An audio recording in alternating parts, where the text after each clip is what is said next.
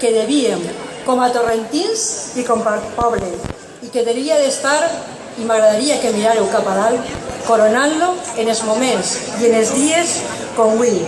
I aquest emblema i aquesta senya d'identitat no és altra que la nostra senyera.